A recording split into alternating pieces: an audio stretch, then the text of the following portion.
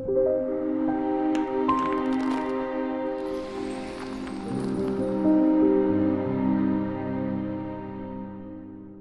in this video, we're going to be talking about the banking system. The idea behind this whole video series is for you to adopt this system. Now, you're not going to go out and start your own bank. You're simply going to learn what they do and adopt those principles into your own financial plan. Okay, so let's get going and kind of talk about the roles of banking to begin.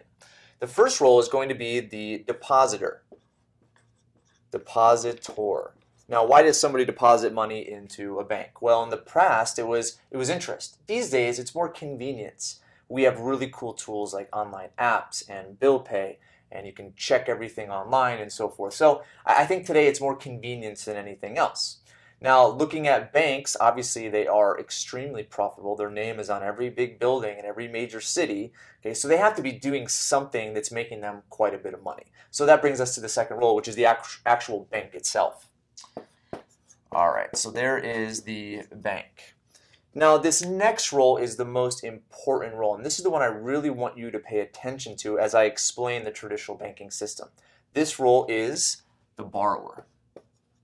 Borrower. Now, these days, banks lend on pretty much everything. They lend on land, they lend for tuition, they lend for a home, they lend for cars, they lend for really everything. And so this is really the product and the role that makes the bank a lot of money.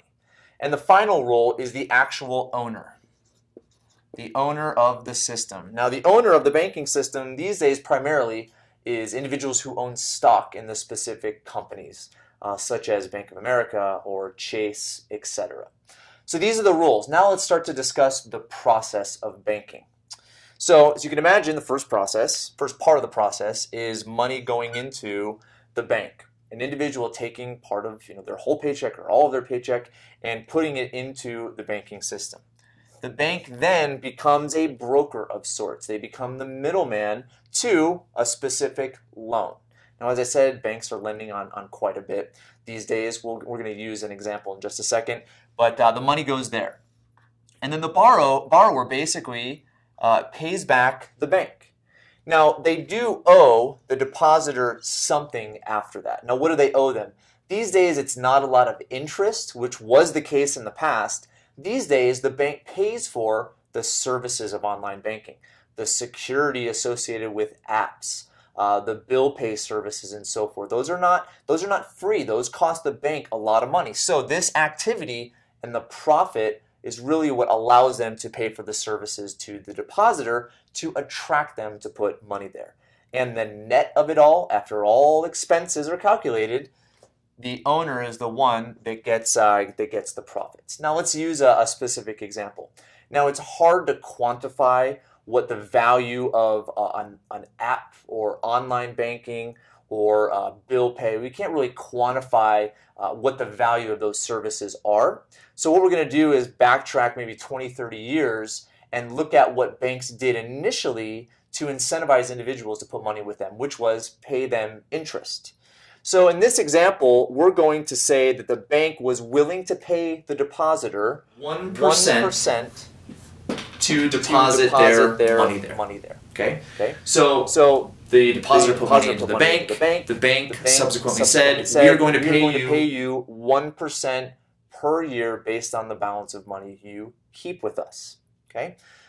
Now the bank then switched hats. Instead of them becoming just this person, this entity that's paying somebody money, they obviously have to generate revenue in order to do that. So the bank turns around and they lend money to a borrower. So let's say that this borrower had a credit card or some type of loan, and that loan interest was 10%. So we look at this transaction, and to the layperson, you look at, okay, well, if the bank is having to pay 1%, and then they turn around and make 10%, their net is 9%. That's what I first understood. So 9% would be the net. Now, is that true? Not necessarily. what I'm going to need to do to kind of peel back the first layer of banking is put a dollar amount to this. So let's say that the depositor had an average balance, money that they put in over the course of time and held an average balance of $10,000 in the bank for a period of 1 year. So how much is that going to give the depositor as far as a dollar amount is concerned? Not an interest rate, but a dollar amount. It's going to give them $100. So if this depositor puts money into the bank and they keep $10,000 there for the course of throughout the course of a year, they will get paid $100 from the bank. Now, the bank doesn't want that money to stay idle. They want to loan that. So they're going to lend it to the borrower, and if they make 10% on that throughout the year, that is going to be $1,000. $1,000. So 10% of $10,000, $1,000. So looking at that, the profit, as you can see, is $900. Okay, they get $1,000, but they have to pay $100. So $900 is the profit. So most of you can understand that, hopefully. But what I want you to pay attention to next is the rate of return of this process. Now this happens day in and day out, thousands, tens of thousands, hundreds of thousands of times. Investing $100.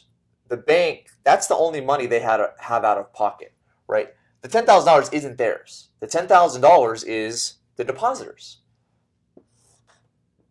So the bank's investment is only $100.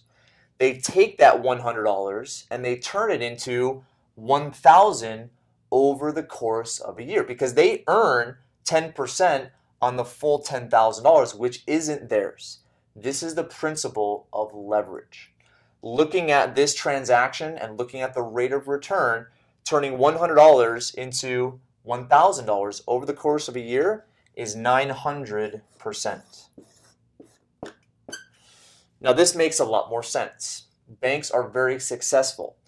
Them earning 9%, I guess that would make them moderately successful, but looking at the true rate of return of banking, it is up there, plus the fees, plus fractional reserve banking. There's a lot of other things that go into this that make it a very attractive business.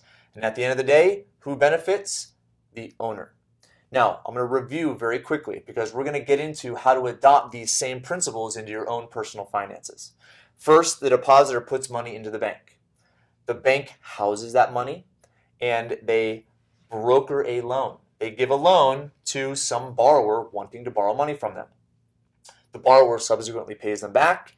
That is at a specific interest rate that is normally higher than what the bank is paying the depositor. They pay back the depositor. The yield is extremely high, and the owner of the system, the one that benefits from everything, gets the dividend, gets the profit, and so forth.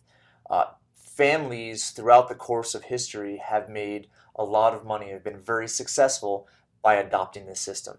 Now let's get into how to adopt these principles into your own financial life.